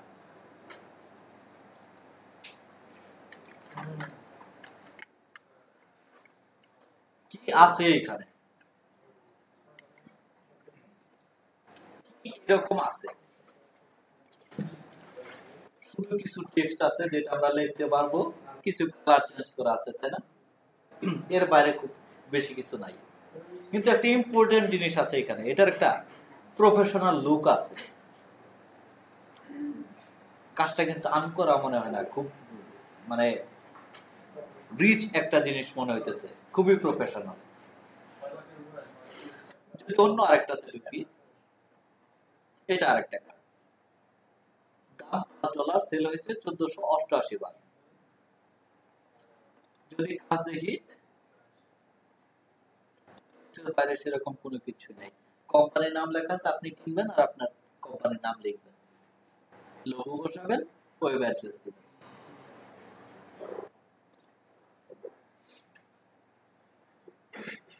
এটা আরেকটা বিজনেস কার্ড, 715টা সেল হয়েছে, দাম $3। এর চেয়ে বেশি সেল, আরো অনেক ভালো ভালো সেল আপনার নিজেরাই দেখেন। অনলাইন তো এরকম না যে আমার দেখে দেখে ভালোটাই দেখানো লাগে, আপনি নিজেরাই দেখেন, বাসায় গিয়ে দেখেন, তাহলে কাজ করার ইন্সপিরেশন পাবে যে আসলে এই বিজনেস কার্ডটা খুব সিম্পল বিজনেস কার্ড, অথচ কি পরিমাণ অ্যামাউন্ট এখানে কার্ড করে নিছে। এটা আসলে কাজ করে কিভাবে? like আমি যে কার্ডটা দেখালাম, তো ওই ডিজাইনটা আমি তৈরি করে আমি ওখানে আপ করছি। হ্যাঁ, আমি কাজটা করার পর এদের ওই যে আমি প্রথমে একটা কথা বললাম যে ব্লিড মার্কস এর ক্ষেত্রে একটা স্ট্যান্ডার্ডের কথা বলছিলাম, যে তারা স্ট্যান্ডার্ড মেইনটেইন করে তাদের হিসাব অনুযায়ী 0.125, এই হিসাবটা ছিল এই মার্কেট প্লেস। এটা মূলত মার্কেট প্লেসের নাম ইনভার্ট মার্কেট, আর আমরা বর্তমানে আছি তার গ্রাফিক রিভার সেকশনে। আর গ্রাফিক রিভারের আমি আছি বিজনেস কার্ড ক্যাটাগরিতে। আমাদের যত আইটেম আছে সব আইটেমে আমরা আসলে চাইলে এখানে সেল করতে পারবো। গ্রাফিক্সের সবচেয়ে মজার ব্যাপার হইতেছে, বলছিলাম মনে হয় যে এখানে ছোট ছোট অনেকগুলা টুকরা আছে, আপনি যে কোনো একটা টুকরা সেল করতে পারবেন। মানে যদি আপনি শুধু বিজনেস কার্ড জানেন, এটাও মার্কেটে সেল করা যায়। আপনি লোগো ডিজাইন জানেন, তাহলে লোগো ডিজাইন করে আপনি চলতে পারবেন। এরকম অনেকগুলা টুকরা আছে। আর আমরা অনেক কিছু জানবো, অনেক কিছু, এরপর থেকে আপনি যেটা ভালো পারবেন বা যেদিকে আপনার মন চায় সেদিকে আপনি চলে যাবেন। এক একজনের এক এক দিকটা হয়তো বা ভালো লাগবে বা স্কিলটা এক এক দিকে ডেভেলপ হবে। তাহলে এই ধরনের বিজনেস কার্ড আমরা এখানে তৈরি করব। নেক্সট ডেতে আমরা ফুলফিল করব, একটা টোটাল বিজনেস কার্ড আমরা করব। সাথে সাথে আমরা কিছু এক্সট্রা টুলস দেখব। মানে টাইপ টুলসটা আমি দেখলাম যে আমি টাইপ করতে পারি কিভাবে, শুধুমাত্র এই টুলটার মাধ্যমে। এখানে আরো কিছু টুল আছে, টুলগুলো সম্পর্কে আমরা জানবো। এই টুলটাকে কন্ট্রোল করার জন্য আমাদের এইখানে একটা আছে, অপশন আছে, অপশন ফ্লোটিং প্যানেল আছে, যেটা আমরা এমএস ওয়ার্ডেও পাইছি। যে ফন্ট যদি চেঞ্জ করতে চাই, কিভাবে ফন্ট চেঞ্জ করব, আমি স্টাইল চেঞ্জ করতে চাই, প্যারাগ্রাফ চেঞ্জ করতে চাই, এই জিনিসগুলোকে আমার এর আগে দেখা লাগবে। তো এটা দেখার পর আমি হয়তো একটা বিজনেস কার্ডের দিকে যাব। প্রাথমিকভাবে আমাদের কাজ হবে কি, আমরা এইখান থেকে কিছু ডিজাইনকে সিলেক্ট করব, সেই ডিজাইনগুলোকে আমরা হুবহু করার চেষ্টা করব। তাহলে আমাদের যেটা হবে যে প্রফেশনাল কাজগুলো কেমন হয়, তাদের লুক কেমন হয়, এই জিনিসগুলো আমাদের মাথায় খুব তাড়াতাড়ি ঢুকে যাবে। যখন আমাদের এই জিনিসটা যে হ্যাঁ আমরা পারফেক্টলি করতে পারতেছি, তখন আমরা যাবো ইউনিকনেসের দিকে, যে এবার আমি আপনাদেরকে ইনফরমেশন দেবো, আপনারা ইউনিক বিজনেস কার্ড আমাকে প্রোভাইড করবেন। বুঝতে পারলাম, আজকে এই পর্যন্তই।